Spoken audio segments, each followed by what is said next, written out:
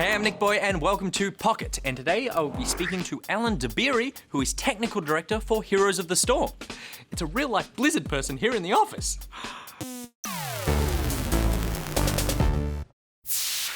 Alright, Alan, thank you very much for joining us.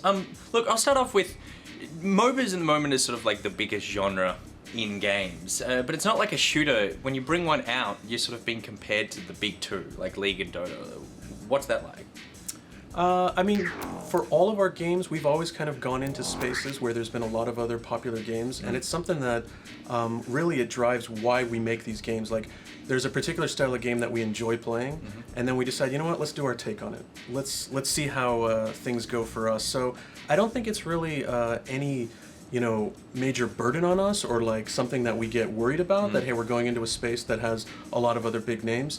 If anything, it just pushes us a little bit harder to make sure that we can live up to what the players expect, and that truly what we expect. Like, at the end of the day, we're making the games that we think are fun, and we're just hoping that other players find it also fun. And so at this point, it's kind of like you figured out your take on something, so now you feel comfortable going into that genre. No, absolutely. That's basically it. Like, when we started on this game, we were actually much closer to a lot of the other games in the genre.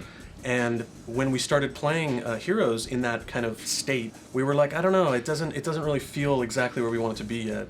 So we kept on kind of tooling it, kept on iterating on it, and got to where we are today through a lot of help from the community. You know, this is a new experience for us as well, where we kind of developed this thing out a little bit more open than we've done in the past. Usually we're off developing a game for a while and then we kind of release it. Here we were in a very long technical alpha and then closed beta period. But we changed it a lot from where we once were. And there was a lot of doubts, like, well, what are you guys doing? Why are you changing kind of the well-defined mechanics that are supposed to exist in this genre? And really it's just because this is the game that we thought would be fun. This is the game we wanted to make.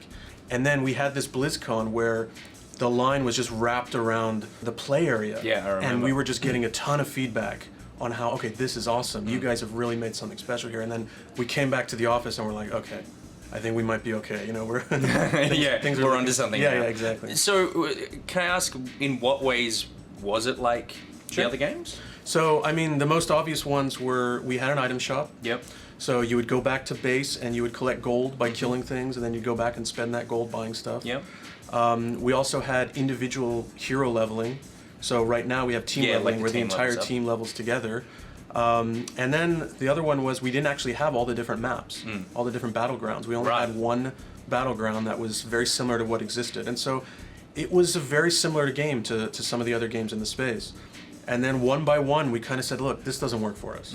You know, going back and buying the items in the shop, number one, it takes you out of the battle. There's various things that didn't feel right. It also limited our ability to balance certain like abilities per hero. Now that we have per hero talents, we can really tweak those individual talents and tailor it just for that hero. Yeah. It also didn't make sense from an item perspective. You know, we've got very iconic heroes, right? Yeah, and from different worlds. Different worlds, all this stuff. And so if suddenly, you know, Raynor was using a sword, or Arthas had a gun, like, it's kind of awkward. Yeah, so I suppose you would have had to like tailor an item shop per sort hero, of IP and stuff. Something like that. And it would have been really messy. And so ultimately, that just didn't feel right. But yeah, and then also just the other major one was the different battlegrounds. Like, that really mixed it up as well, where we're like, you know what, let's not just make the heroes be this different experience, let's even make the game world, where you play, be a different experience too.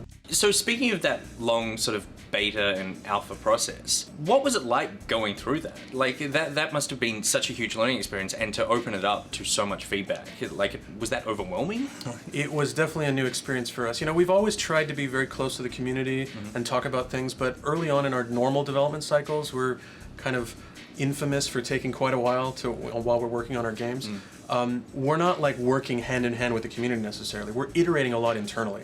And so there's a lot of stuff that gets killed far in advance. And in fact, some of the features you see in the final game, they've been changed 20 times before we finally get there. In this case, those 20 times, we're now out in the public. Like, we're kind of airing our dirty laundry. And there was a moment of fear where it's like, okay, well, hold on now. We hold ourselves very highly, and so we want to make sure that whatever we put out there is like our best foot forward. In this case, we didn't really have the time to sit there and fully polish these things and vet them over every decision. And exactly. It was like, this is how we do it. We kind of see, was this going to work? Let's throw it in and let's see. And a lot of times that stuff gets killed before it gets out. In this case, it would be out the next week, and then we'd get feedback on it. And so overall, I think it was actually a very positive experience. While it was new for us and it was challenging, and we learned a ton, I think we're still learning. It was actually a great experience because the community also kind of checked our math a little bit. And there were some decisions we made that we thought, you know what, we think this will work.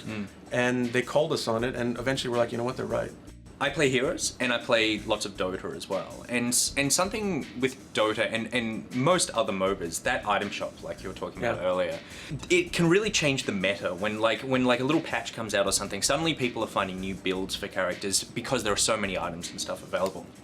Is that something you see happening with Heroes, or are you more concerned about like keeping sort of consistent balance across everybody? Like if you put out a patch, suddenly I don't necessarily see it as other heroes becoming way more viable now. Well, so I mean, I think our ultimate goal is to have, you know, evenly matched heroes across the board. But absolutely, right now, every patch we release, every balance update we do, you see kind of the meta changing a lot, where you've got heroes that once people were saying, you know what, this hero's no good, suddenly they start playing them. The funny thing is, sometimes we don't even change anything in a hero. Yeah, it's just like the community The community finds something new themselves. It's the same thing with Hearthstone. Yeah. Like people finding new decks to build and We've had that even in StarCraft as well, where suddenly somebody tries something new and everyone's like, oh wait, that's actually viable, and now it's the new thing, right? So, but regardless, even beyond that, we do make, while I talked about like these hero updates where we're releasing a new hero, we also do kind of retooling of existing heroes too. So we've done multiple like talent reworks on heroes. Well, we obviously just do like straight balance number changes as well, and all of those things can impact kind of how the game plays out and keeps it fresh. And the active abilities, I think when I started playing in the technical alpha, you may not have had the active abilities, the sort of like the modifiers on there, because you had the skills and then the upgrades to the skills, but then adding those on top. So we've had various active abilities for a while, but I think we started leaning more on some of those things. Right. Okay.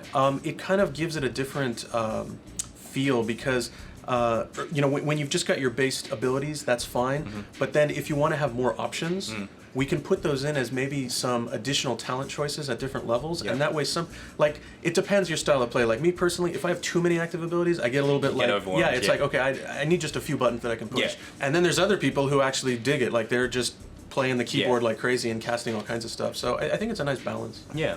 With Blizzard, it seems like there's been a huge culture shift with the company from, you know, StarCraft and Diablo and World of Warcraft, these giant games. And now you're coming out with Overwatch, Hearthstone, and HOTS as sort of these smaller experience, like big games, but like smaller bite-sized experiences continue. Is this like an actual shift from Blizzard? Are we ever going to go back to those giant games? Yeah, I don't think it's like a fundamental shift at the company. I think, you know, at any given time, a game team will decide, well, what do we want to make? You know, what are we interested in right now? And it just so happened, like with the Hearthstone team, they were a very small team. They were super passionate about that game, and now it's blown up and we all love it. But it just made sense for them at that time. And then for us, kind of coming off of StarCraft, you know, obviously we're still working on Legacy of the Void as well. And it kind of made sense, like, you know what, we really enjoy this other genre too. Let's just try this out too. And then when you talk about the more bite-sized thing, it was trying to improve some of the things that we didn't like about the existing genre. And one of them was these longer, kind of what could feel like a really drawn-out game. Yeah, like 45-hour matches. Where now if we get them down to these 20-minute games, it kind of feels good, like you can get a couple in over lunch or whatever. So I don't think there's some like philosophical shift going on at Blizzard. I think there's still a place for these epic, you know, really large-scale games that have like a whole campaign and story and all this.